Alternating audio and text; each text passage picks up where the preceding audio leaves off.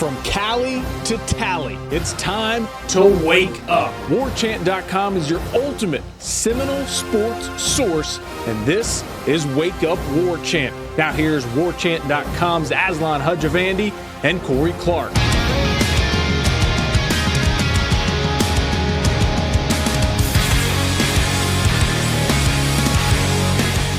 Wake up! Friday edition of the program. Thanks so much for being here. Let me get the microphone a little bit away from my mouth. I feel it was coming a little bit hot there, Corey. Coming a little too hot on a Friday, man. I could use some heat right now. It was about 48 degrees when I walked out the door yesterday to go talk to Willie for the last time. Not a fan. Not a fan. I like the heat, brother. What do you mean talk to him for the last time? Are you leaving? Oh, no. I mean, the last time before Florida State rallies to keep their bowl streak alive. Oh, okay, got it. Well, still, you'll talk to him next week, we think. So yeah, man, you're going to be talking to Willie a lot for the next, I would say, at least 11 years. Ooh. You and Willie are going to ride and die together. Don't tell Tom Block, but I want to host the Willie Taggart show, like not the non-Colin show, but the highlight show. Just want to sit there. Oh yeah, go. I haven't seen a single. Have you watched one of those yet? I have not. I haven't seen one of them. Which is crazy. I literally haven't seen a second of one. I wonder if they're. I assume they're good. Tom Block's involved. He's a professional and good at what he does. But I haven't seen a second of it. I wonder what it was like for the Clemson game. Ooh, yeah, that's a good one. I do wonder that as well. Hey, we went kind of long yesterday, a little bit. Yeah. Just a little bit. So about that, Stephanie was in St. Augustine Wednesday night for work. Had to be there for Thursday morning. So she was done maybe around, I think she said she was done by like 10 o'clock in Augie Doggy and had to drive to Orlando straight from there for another thing for work. Yeah. And she said she started the podcast as she pulled away from whatever hotel she was at in Augie Doggy. And as she pulled into Orlando was when we were finishing up. That's how long that show was. Sorry for being awesome, Steph. Sorry. No, I don't think it was a complaint. I think it was like everybody else. I think everybody wants more Aslan and Corey in their lives. Shout out to Salvador on the Twitter machine, said, happiness is spending more time in your car than you planned for the day and having an extra long Wake Up War Chant podcast to help get you through the commute. So. Oh, boy. Well, you're welcome, Salvador, but that was not the plan, and let's hope it's not the it's not normal around here anymore. Are you using the microphone from the other night? You got a new microphone, Corey? What's going on over there? Same mic, buddy. Same mic as yesterday. Coming a little hot on me. I don't know.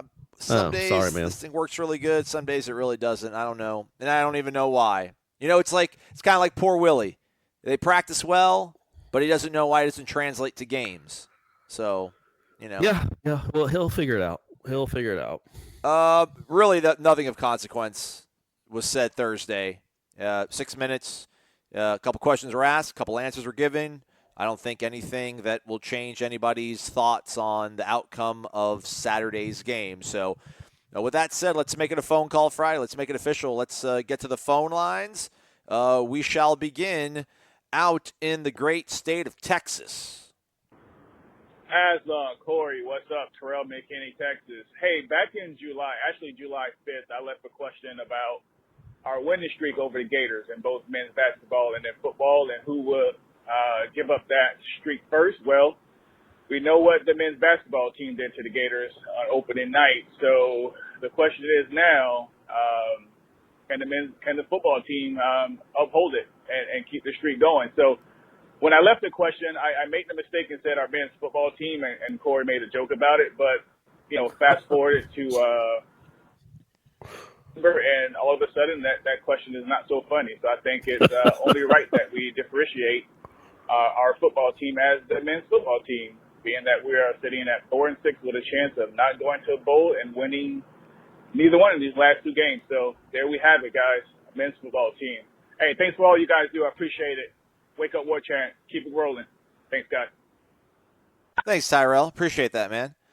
So I don't know. I apologize for being a smart aleck, Tyrell. That's my bad. It was the dog days of the summer, though.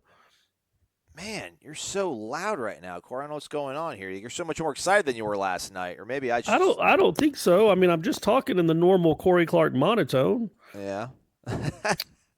I was looking up McKinney, Texas, trying to find like famous people from there. Yeah. A lot of Haystacks Calhoun. Do you know him? He used to be a professional wrestler. Yeah. I don't know if you've heard of him. He's there.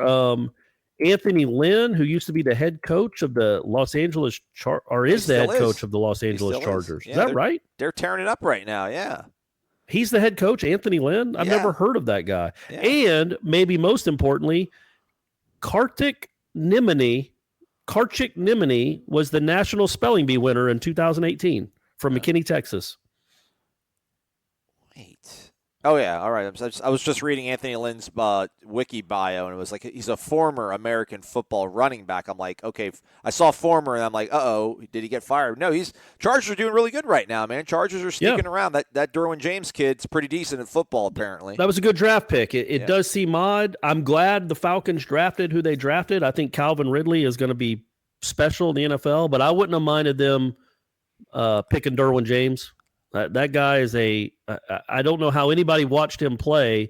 Now, I know he didn't have a great last season at Florida State, although he was really good the second half of the season, I thought. But I don't know how you watch him in the combine and watch what he put on film and just the way he plays. And it's like, no, we don't need a guy like that. And like wasn't he like the 22nd pick or something? Yeah, sounds about right. Anyway, so it will look like the men's basketball team and the women's basketball team will have their streaks alive. The men's football team is really, really up in the air. Yeah, highly doubt it. Just feel like they're both not good teams, but Florida State's a bad, sloppy team. And I agree with that 100%. Like, I think if we're going on what we've seen this season, I don't think there's much difference between the talent level on those two teams, except on the offensive line, and that's a big exception. But it is that's where Florida has a much better. Everywhere else, I think they're about even. I think Florida State has a better quarterbacks and probably better wide receivers, frankly. But the offensive line is not close. But Florida's not sloppy. Florida State is very sloppy. And so if you're going to give Florida if you're going to turn it over 3 times and give Florida the ball at your 20, or you're going to not cover a punt, or you're going to get a punt blocked, whatever Florida State, just how Florida State loses games. That's how I envision them losing to Florida, is stuff like that. Yeah, nothing else to add to that. Let's get to the next phone call. Hey, guys, Dirk from Claremont. Wake up. 2 things. I was planning to come from the Orlando area to the Boston College game, but after the beating down at the Irish, we're not going, and I wonder how many people are in the same category. They're just like, I'm not going to go see this team and waste money. Secondly, Willie, I love Willie, but it seems that he's supposed to be this great recruiter, but he has no charisma on television whatsoever, and I'm wondering if you see something different with the kids that he's recruiting, because I don't know why anybody want to. He's so low energy. Seems like a nice guy, but there's low energy, and one is making these kids want to play for him from high school. Thanks. Ouch! Come on, Dirks. I looked up Claremont, Florida. Not a lot of notable people from there. Kate DiCamillo, an author of children's books, and Ryan Dungey, a professional motocross racer. All right. Peter Hooton, an actor. Nobody that you'd really look at and go, wow, that's cool. They have a former bowler. Anyway, so Willie Taggart on camera, I get it. He's monotone. He kind of is soft-spoken. But if you're one-on-one with the guy, we've had a couple of times to do that, not many, but a couple, he's engaging, and he's it's hard. It's just hard to explain, but he's a really good conversationalist. He's genuine. He actually is asking you questions. And I just look, man, it's not an accident that he had Oregon as like the number 4 class in the country before he left. He is a good recruiter, I promise. And he can be one way in front of cameras and microphones. And also remember, you're seeing him talk about a team that's one of the worst in school history. Yeah. Like, I bet if he was 9-1 right now, you'd have a little more normal Willie Taggart. But he can't be. I mean, I think he's smart enough to realize he can't be all upbeat and jokey and a lot of a lot of energy in his voice, and looks like he's all excited when his team is 4-6 and keeps getting boat raced every Saturday. He did say on Thursday he promises, I think he used the word promise. He used strong language in terms of he's going to get this thing fixed. It's going to happen. Like I assure you, it's going to get fixed. He did show a little bit of that. He said it on Monday, right? He said, trust me, we're going to get there. Yeah. If you want to see the difference of poor Willie between now, go back, folks. Go back on the War Chant YouTube page. Look at his Monday or whatever. It was a Saturday maybe. Just look at the press conference he had before the Virginia Tech game. And just go all the way to the end and just watch him sign off and walk out of that room. He was dragging it along with his two legs, walking out of that room. It hasn't been as smooth as he thought it was going to be, but yeah, he's still got it. And like Corey said, you can't tap dance for us and be all nice and bubbly when you're helming a ship that's about to perhaps take on some of the more dubious distinctions in this program's history. And he's a pretty young dude for a college football head coach at a place like this. I'm just telling you, when you have the other people that he's going to be competing with and recruiting in the next couple of years, and then him come in, I'm telling you, he's just a cool guy. I don't know how else to explain it. When you talk to him, when you sit down with him, he's a cool guy, and I think the players will feel it. But what will really matter, obviously, is if the parents and the family feel it. And I think that comes across with him. But yeah, and then in these press conferences, yeah, sometimes it's like hardball. It's just drone on and on and on. I get it. He's soft spoken and doesn't have a lot of energy in his voice. Yeah. All right, next question. This is Sevy in Nashville, heading down to see Mike Arnold and company bulldoze Boston College. Do you think that the odd uniform combination on Saturday is because Willie doesn't think that this team is worthy of the traditional garnet and gold after the past 3 games? Nice. Fair question. No, fair. I don't think that's the reason, but that's a good theory. Oh man, I like that he's coming down to watch some bulldozing getting done. I like Arnold. that. Mike Arnold, he's always dropping like the most obscure guy. I think he said like Gabe Neighbors last week or the week before. Also, yeah, Dirk's asked about who's coming, who's not coming. Sounds like Sevy's still coming down from Nashville. That's pretty cool. Way to represent. Yeah, Dirks, I don't think you'll be. I'm sure there's going to be all sorts of people that are not, rolling their eyes at you and talking crap on the YouTube page, but don't worry about those people. My ex-wife and my son are coming down. Are they? Yeah. So that's going on. I went to part of Brady's but I do punishment think for the concern there is. I think probably people aren't going to come to watch Boston College. I think Florida will still be fine. I also don't think Boston College was going to be raucous and a sellout, even if Florida State was good. But again, moving forward next year, if you finish this season 4-8 or 5-7, looking like this, and that schedule is what it is next year, that home schedule, man, you're losing money. You're way below the margins that you probably anticipated, and when apathy sets in and when people stop showing up, that's when problems become. That's when Bobby Bowden had to leave. It wasn't just the losses; it's when the Maryland game, the last home game of 2009, when there's 30,000 empty seats. That's when you know that there's a real problem. Next year they're gonna have to fight that, man. They shipped one of their more attractive games to Jacksonville. And now they're going to pay for that with season tickets not being sold at the rate they would like, in my opinion. Yeah, I don't know how much juice Boise State has, but a little, right? Yeah, I guess. It's something different. That was Mickey Andrews' Appreciation Day, that Maryland game in 2009, right?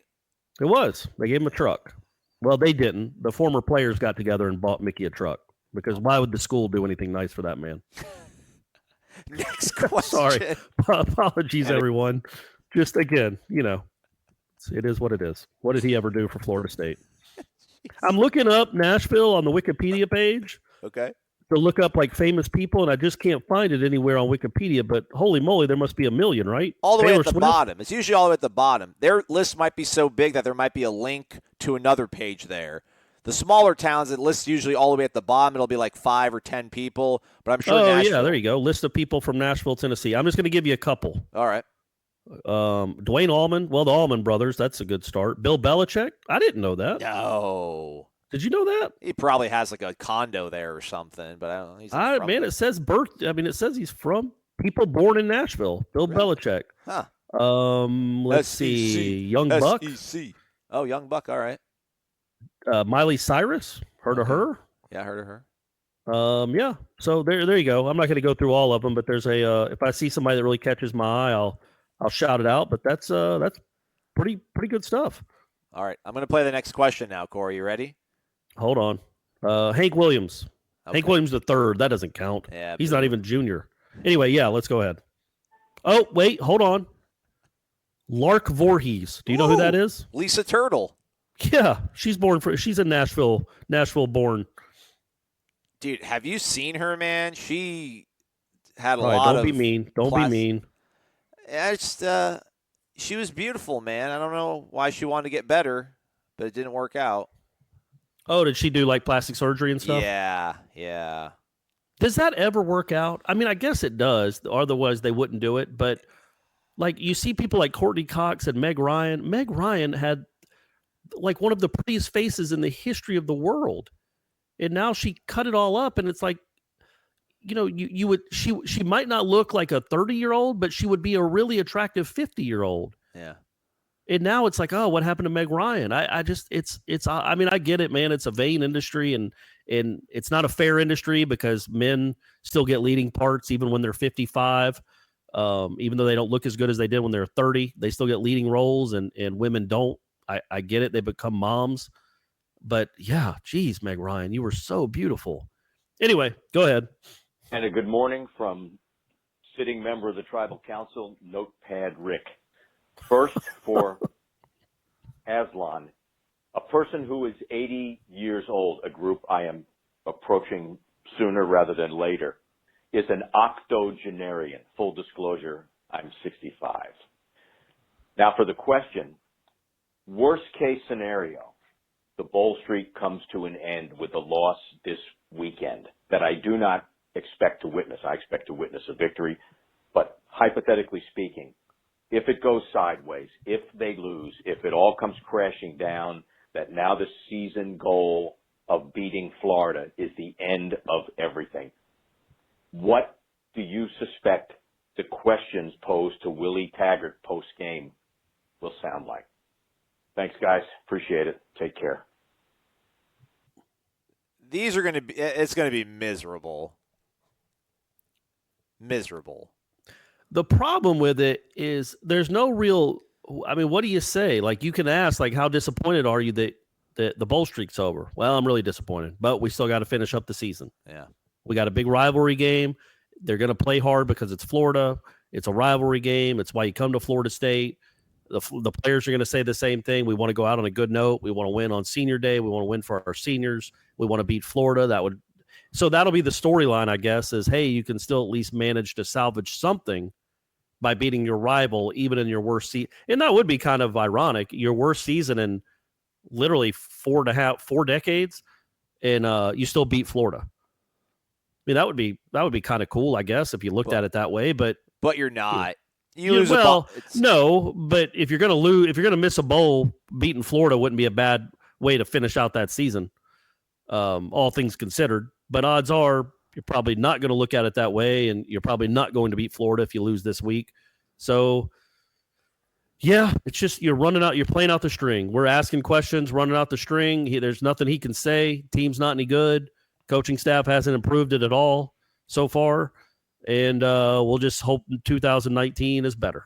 Yeah. It's a package deal Saturday. That whole thing, we can't let Team X beat us twice. Coaches say they can't have a hangover.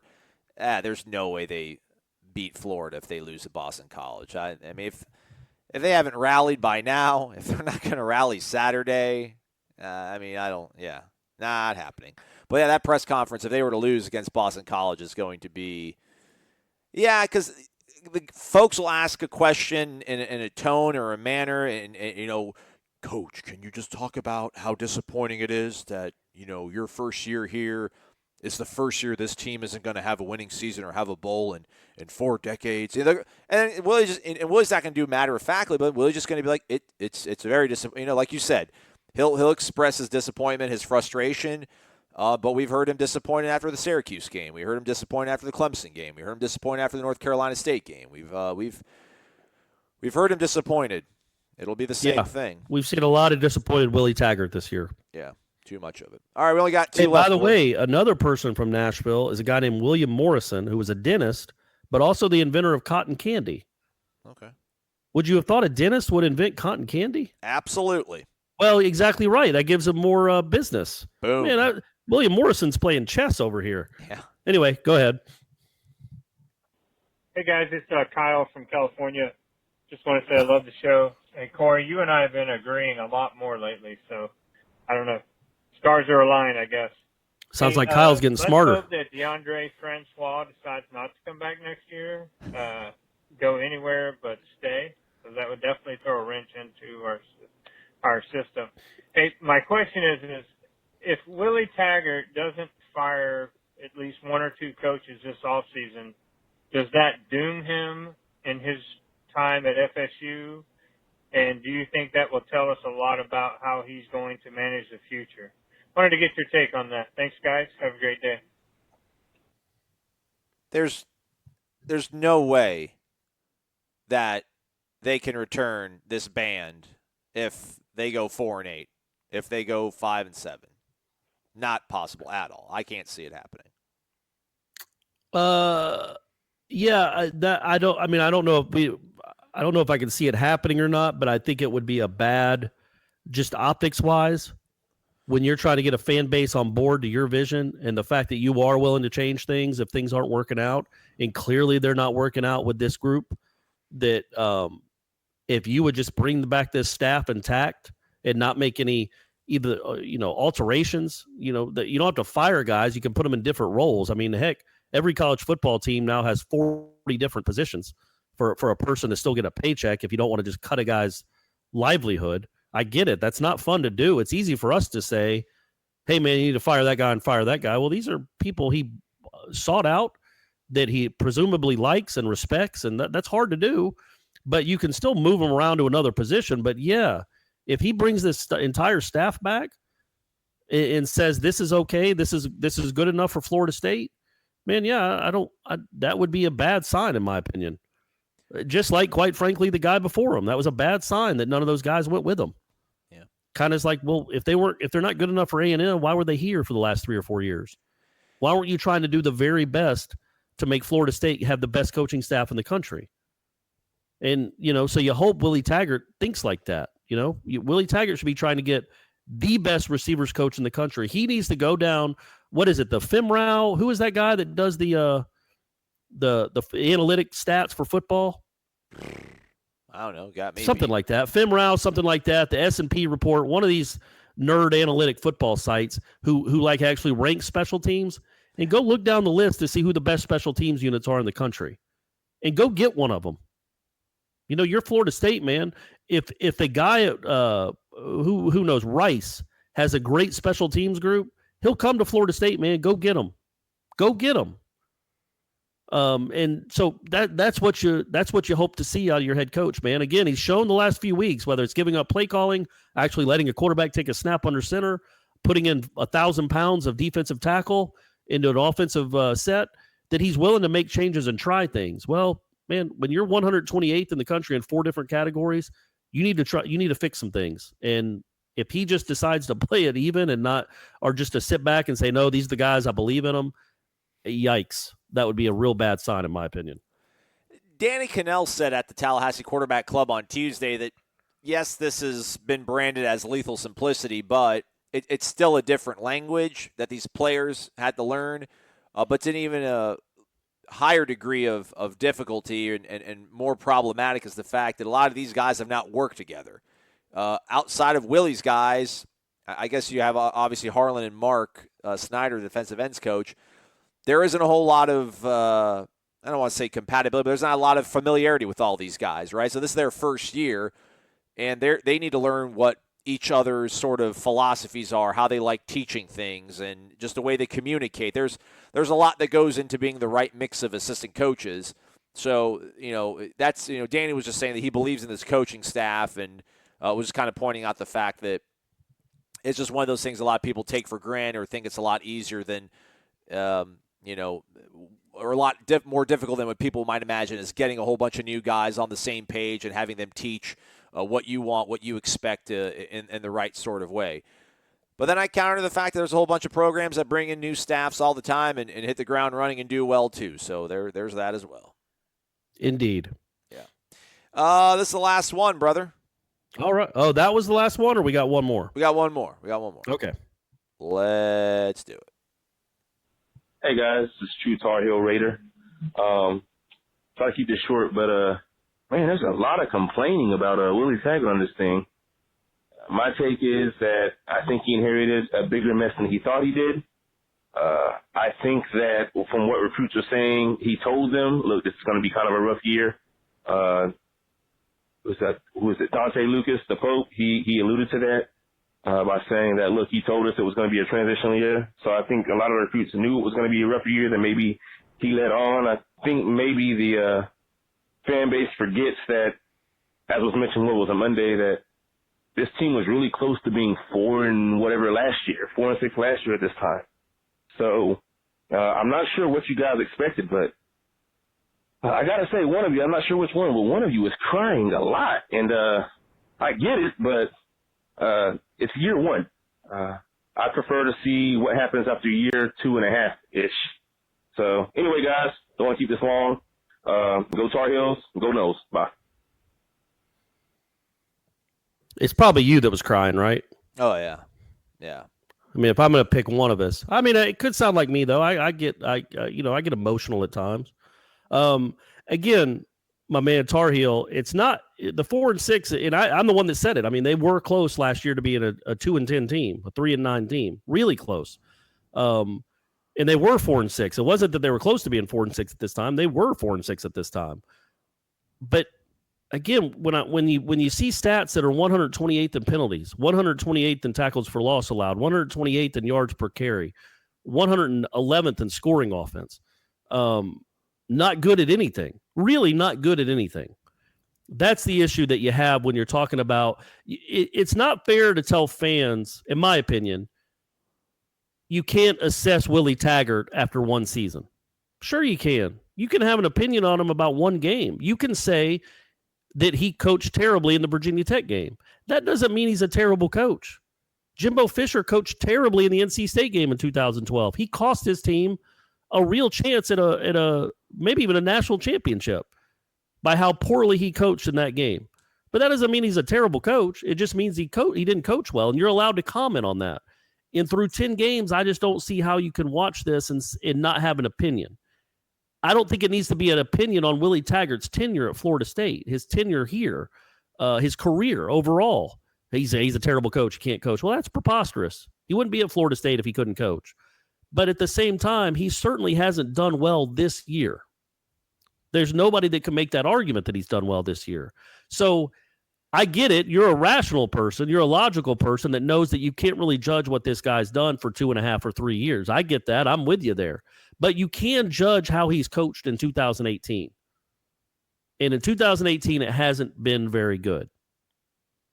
That's my take on it, Aslan. All right. Good stuff. What about you? I'm not even all right. I don't care. Nobody cares. Yeah, I wasn't even going to dignify it with a response, man. Go watch North Carolina basketball, champ. Hey, man, he's a caller. He cares. He actually called in. Hey, by the way, from now on, folks, when you do call in, I want to know where you're actually calling from. One of the callers was just from California. Well, I looked up California on Wikipedia. There are a lot of famous people from California. I didn't know if you knew that, Aslan. Yeah? A lot of famous people have come from California. Too much to even list. Really? So it's same with North Carolina. So I want like specific towns you're calling from, because I want to do a little history, see what some cool things about your city. Who's your favorite Californian? Freddie Freeman. There you go. It's a good one, right? That is good. Eddie Vedder. I think Eddie Vedder might be from San Diego, somewhere in California. I think he's a California kid, so him too.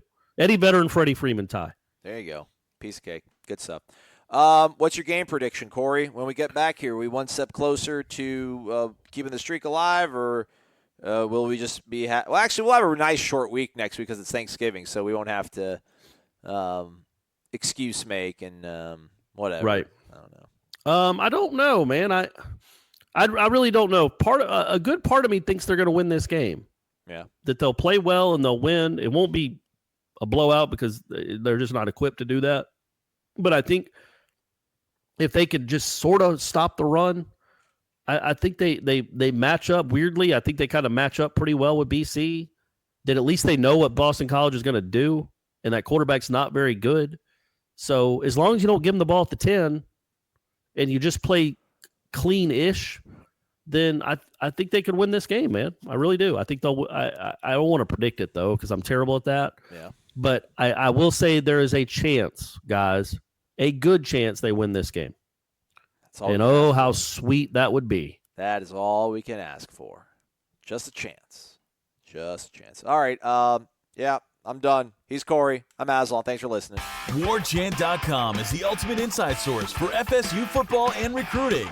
And now you can get in on the action for free for an entire month. WarChant.com is offering a risk-free 30-day trial subscription. Get full access to the #1 website covering the Seminoles just by entering the promo code WarChant30. That's WarChant30. Sign up and get in on the world's most active FSU message boards. Receive breaking news, stories from our award-winning staff, plus get exclusive interviews and videos. Just enter the promo code WarChant30. WarChant.com, your ultimate Seminole sports source.